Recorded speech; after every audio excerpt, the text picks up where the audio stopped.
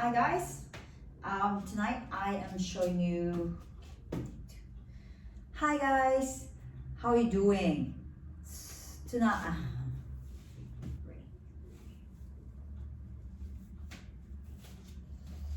hi guys.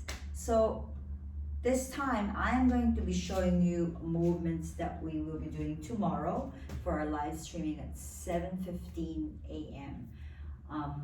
It's all going to be body weight exercises again, but it's different movements again this time.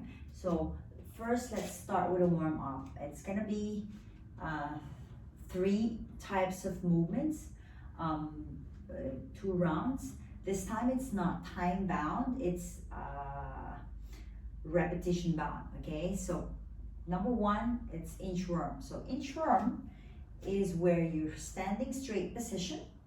Okay, you're gonna roll down. Okay, articulation of your spine. You need to focus. So both palms on the floor, and then you're gonna start to step 1 and 2 and 3 and 4 and lower your tailbone and articulate your spine until your chest is touching the floor. Then chest up, butt up. Then you start to walk 1 and 2 and 3 and 4 and roll back up. So see how slow motion I was doing it. The main focus is that your hips is not moving as much as possible, not at all if you can. Just imagine there's a hot cup of coffee on top of your pelvic bone, so you don't want to spill it. So it's very little movement as possible. I'll do it again, few repetitions. Okay, so you're going to articulate, rolling down, and try to have accuracy now, especially if you've done this before, where you shouldn't be. Try and step 4 steps to be exact. So 1 and 2 and 3 and 4, so you can work on that stability, on that control. Again, 1 and 2 and 3 and 4, and butt up. Okay, so you imagine it's hiking movement, yeah, and then you start to step, step, step, step, and roll back up. Okay, how do you modify this? You can always bend your knees so you can reach down, right? And step, and step, and step, and step. Knees down, hips down, articulate your spine, and up. Knees up, butt up, step, and step, and step, and step, and roll back up. One more. Bend your knees, step, and step, and step, and step, and knees down, hips down, and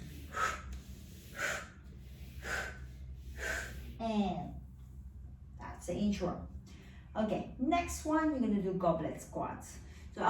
So the inchworm, you're gonna be doing 5 repetitions. So it's really very slow. So down and up is 1 repetition, down and up is 2, and so on. Okay. Next one's gonna be goblet squats. So goblet squat is where you have that imaginary goblet in front of your chest. Okay. Feet are about shoulder apart.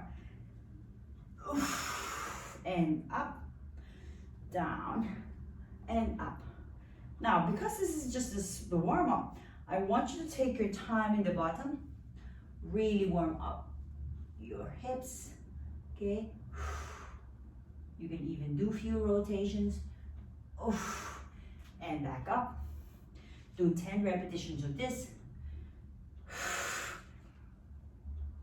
and carry on to the next one, which is book opening. Now, what we're trying to achieve with book opening is getting your spine on rotation, okay? So you're gonna be on the floor, Now I know some people who loves positions on the floor. Okay, so you can put a small roll towel to support your head if you feel it's just too low. But if not, you can just have it like just rest it on the floor. Now have your hand extended, okay? The left hand facing towards the ceiling, and the right hand will be, the palm should be in perfect like alignment like this, okay? The reason being is you want to make sure that your shoulders are actually in straight vertical line, right? So if your palms are not, the fingers are not in alignment, that means you're slightly tilted, yeah? So it's the same with the knee, the same with your feet, right? Now imagine like you're resting against an imaginary wall, okay? Your hips is nice and steady. So if there was a wall, it's nice and steady. Your heels are also against the wall. The back of your the upper back and the back of your head is nice and steady against the floor, okay? So okay, also there should be a bit of a gap on your side, you know, like there's this little cave sort of shape, like ants can pass through. Yeah, I've heard that from one of my favorite coach. So just imagine that if you're actually standing, you're not standing where your side is bent, right? You're standing where you're upright. So just imagine there's that natural curve on the side, okay? So we take a deep breath, and you're gonna move your arms like so, okay? And you're gonna reach it out as far as your shoulders, your hips can let you, okay? Now, what your focus is, let's see that there's no shifting of your hips, okay? How do you know? That's why you need to keep that alignment of your knees, right? If one is moving, that means you're shifting your hips, okay? There's also another way. You can hold that hips to make sure you're sort of feeling this kind of movement, that traction, okay, that opposition. This is going this side, your hips is going the opposite side.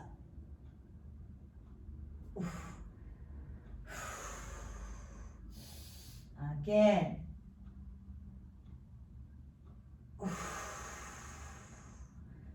And as far as you can go, and long. Okay, so your core has to be really, really engaged as well. Okay, just to so that your hips won't move and fall to where your arms is going. Okay, and then you do 15 repetitions on one side and then 15 repetitions on the other side. That will be your warm-up, and you do it for 2 rounds. Okay, thank you. I will do the video samples of the main workout in a minute. Thanks.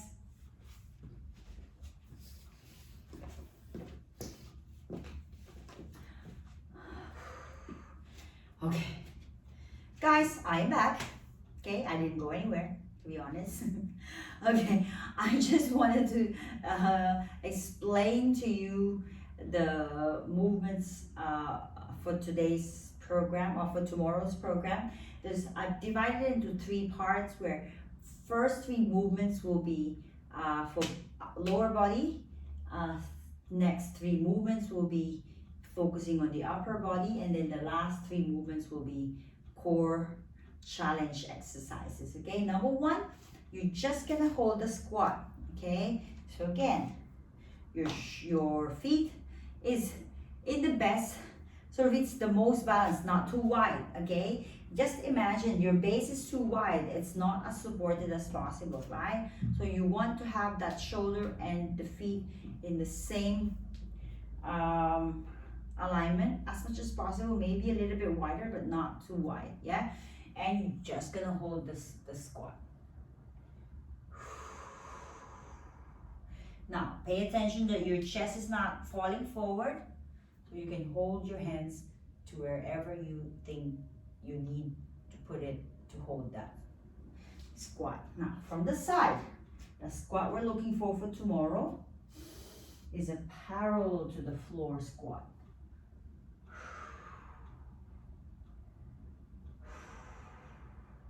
So you push the heels down.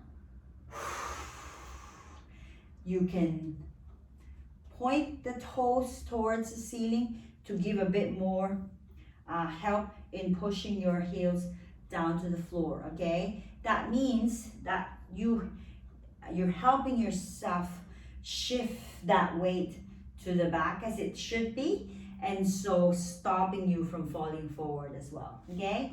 Next one, still squat hold, but this time you're gonna get to that parallel squat position, and you go 1, 2, 3, 4, 5, and 1, 2, 3, 4, 5, and 1, 2, 3, 4, 5, and okay. Now, if you have a bad knee, right, just go as slow as your knee will allow you, and still pause. 2, 3, 4, 5, and oof.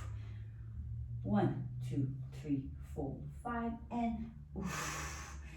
Make sure you squeeze the inner thigh like there's orange in between your legs. You want to squeeze the orange, okay? Third movement is squat with a 5 seconds tempo on your way down and explosive up, okay? So 1, 2, 3, 4, 5, and boom. 1, 2, 3, 4, 5, and boom.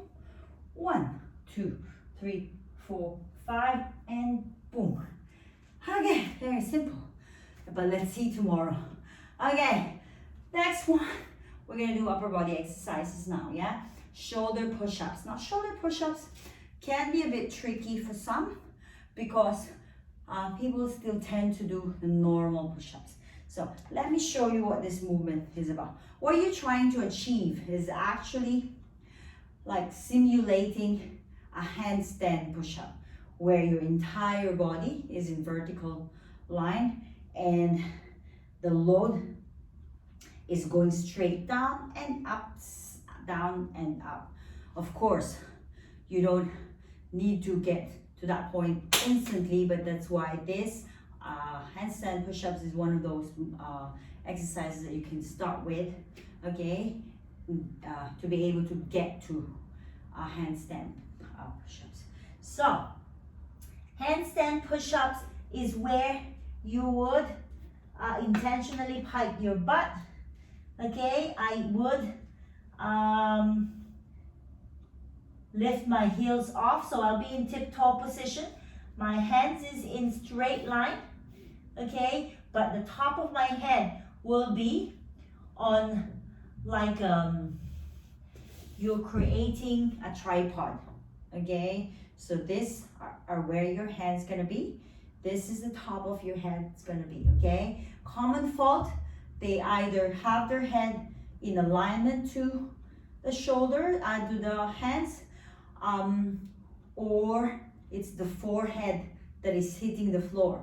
You shouldn't be able to see the target. You just, so I usually have a marker for my hands and making sure that they're not in the same alignment, okay?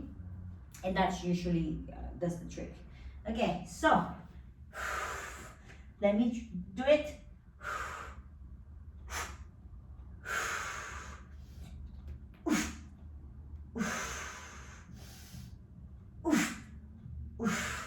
So basically, you will actually feel that shift. I usually shift forward, then down, then back. Shift forward, okay? So what's happening a lot of times is they go this, right? And that becomes already a normal push-ups. And that's not wrong, but it's not what you're looking for this particular workout, okay?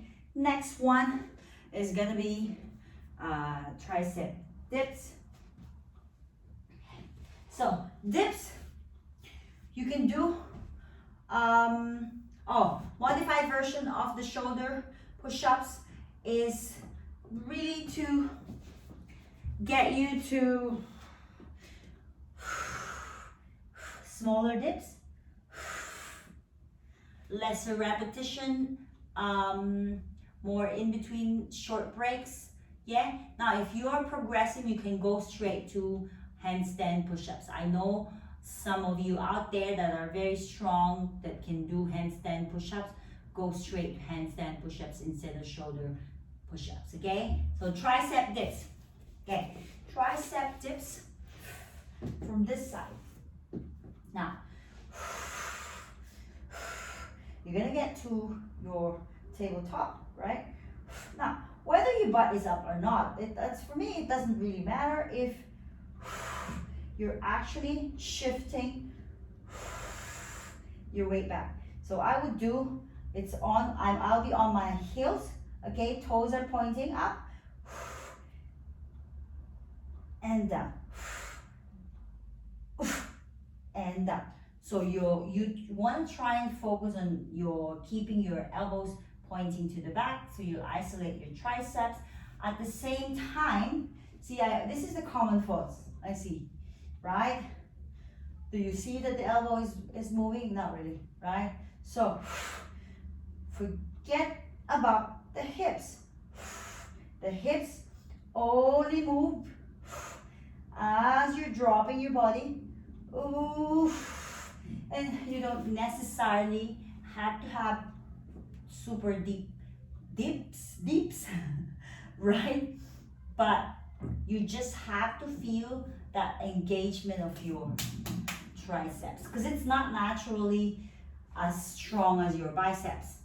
You're always using this, right? You're not using this, right? Well, yeah, right? Functionally, on a daily basis, this you don't do tricep strength usage as much as biceps,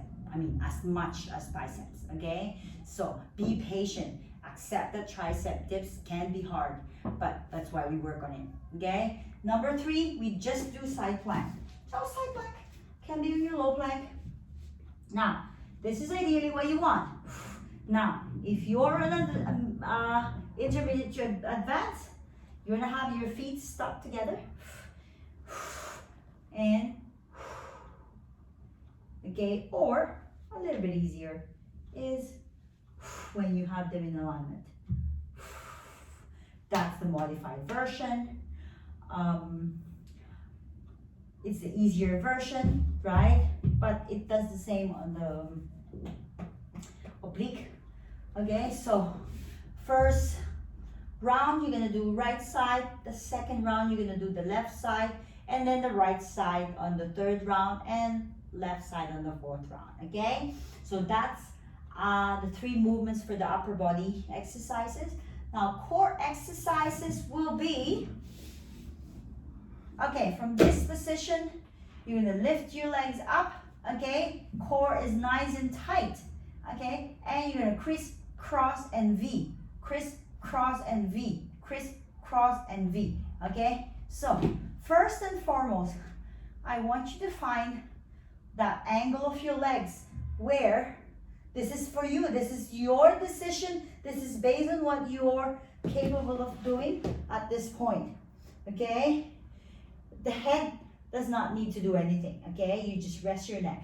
So, but what I want is really that pointed, that knees are as much as possible straight. I love to point my toes because I feel like that makes me engage the whole legs fully, or flex, okay? This time I will choose pointing. Now, you lower the legs, keep it straight, and fine, oops, this is my limit, and you go 1, 2, 1, 2, 1, 2. Now, how do you modify this, really? You can stay with your legs, even if you go, right? But what I want you to try and feel is that strength is not just throwing your legs, okay? Looking for a modified version, there's not one size fit all, okay? So I want to teach you what you should look for based on what you feel, right? Because there's, if your low back is already hurting, even in this position, right, then skip it altogether. Just hold, right? Just hold, don't even move, right? It's okay, be patient, be humble, right? This is an advancement where you're challenging your core, right? If you're not ready yet, it's okay. Just hold it, right? It's that feeling of engagement that you need to keep. If you're arching your back, you don't have to progress yet. You don't want to risk stressing your low back too much and hurting in the process, yeah? So again, let's double check. So you're gonna go down and crisscross, open, crisscross. Now how big is your V? I like to make it as accurate as possible for me, because I like it to be the same distance every time, right? It keeps me focused. It also keeps me from just swinging my leg around, right? So a little bit wider than your shoulders would be enough, and